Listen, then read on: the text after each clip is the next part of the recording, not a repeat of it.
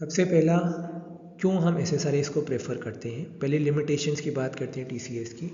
सबसे पहला, frequent anticholinergic, cardiovascular and neurological side effects, इन 3 प्रॉब्लम्स।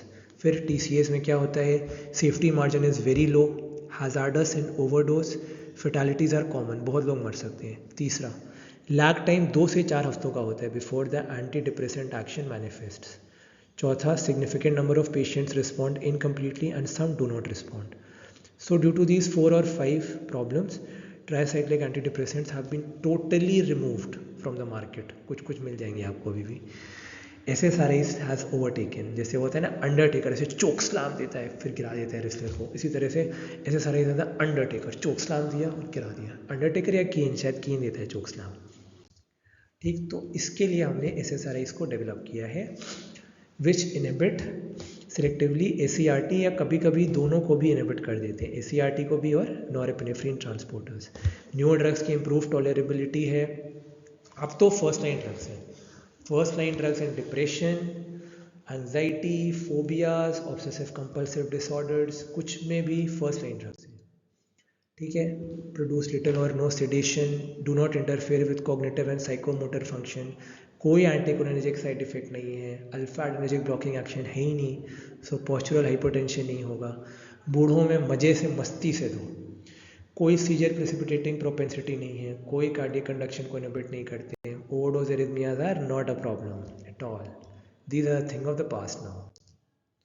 साइड इफेक्ट्स क्या होते हैं इसके मेन जीआईटी में, क्योंकि जो सेरोटोनिन होता है ना वो 90% पेट के अंदर होता है, 90%, बस कुछ 5% ब्रेन में होता है। तो सबसे पहले कोई भी एंटी डिप्रेसेंट खाते हैं तो या तो वो कॉन्स्टिपेशन करती है या फिर वो डायरिया करती है। ठीक है, नोजिया भी कर सकती है due to 5-HT3 receptor stimulation, यहाँ पर कीमो रिसेप्टर ट्रिगर जोन होता है एरिया पोस्ट्रीमा में, मेडुला के अंदर, तो यहाँ पर टॉलरेंस हो जाती है over time. They more commonly interfere with ejaculation या ऑर्गेजम, सेक्सुअल साइड इफेक्ट्स इनके ज़्यादा होते हैं। Mild side effects nervousness, restlessness, insomnia, नींद ना आना, भूख ना लगना, एनोरेक्सिया, डिस्काइनेसिया, डिस्टर्ब मूवमेंट, सर दर्द, पेट में डायरिया, कॉन्स्टिपेशन, ये एसोसिएटेड होता है, but patient acceptability is quite good. They have actually they are the undertakers, they have overtaken the market now.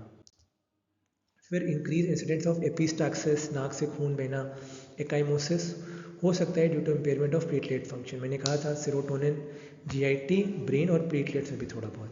फिर gastric blood loss due to non steroidal anti inflammatory drugs में be increased by selective serotonin reuptake inhibitors. They also inhibit drug metabolizing isoenzyme CYP2D6, जिसे कि antidepressants metabolise होते हैं, and CYP3A4.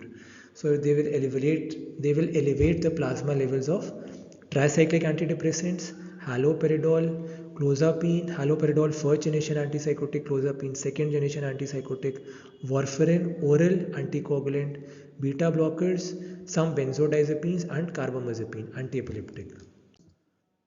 ठीक है, ये mechanism एसएसआरए का मैंने बता ही दिया था। जो टिपिकल होंगे वो ऐसे ही काम करेंगे, एसीआरटी पर ही काम करेंगे, एटिपिकल इसके अलावा कोई mechanism.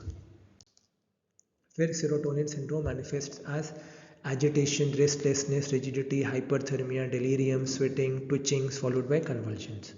Can be precipitated when any serotonergic drug like monoamine oxidase inhibitor, tramadol opioid, pethidine opioid is taken by a patient receiving selective serotonin reuptake inhibitors.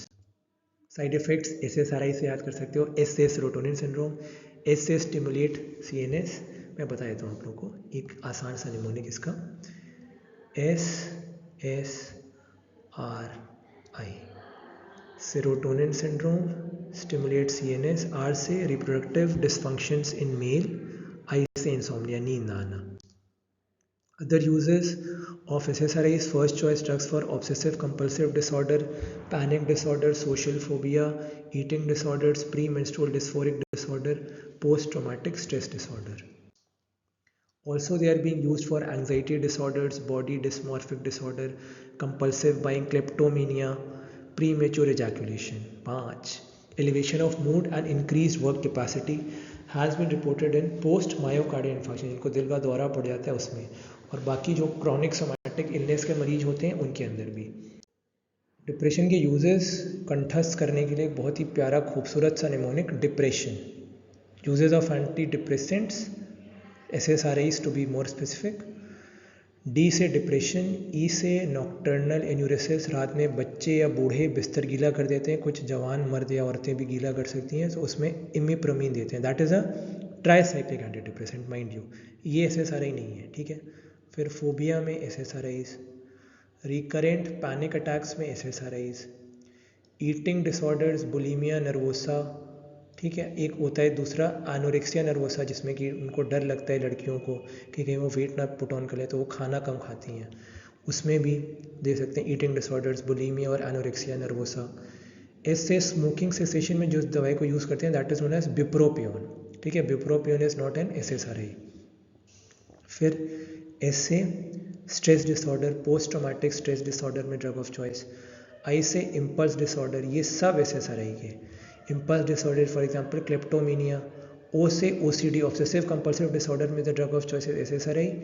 N से न्यूरोपैथिक पेन में हम लोग ट्राईसाइक्लिक एंटी डिप्रेसेंट्स को ज़्यादा prefer करते हैं।